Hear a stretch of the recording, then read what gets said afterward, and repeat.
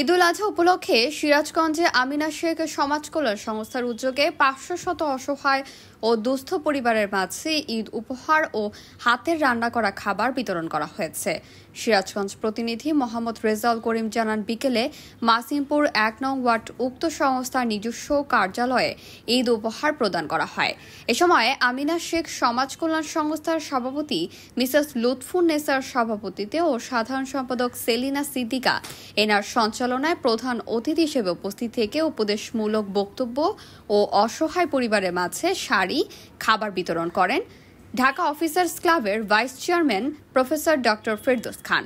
বিশেষ অতিথি ছিলেন বাংলাদেশ ডেভেলপমেন্ট ব্যাংকের general manager Afroz Nasrin Chowdhury, Dhanmondi tutorial স্কুলের শিক্ষক মিসেস শারমিন হক।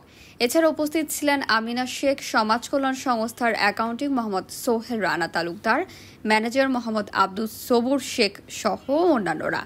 খাবার ও শাড়ি পেয়ে অসহায় পরিবার আবেগপ্লুত হয়ে পড়েন।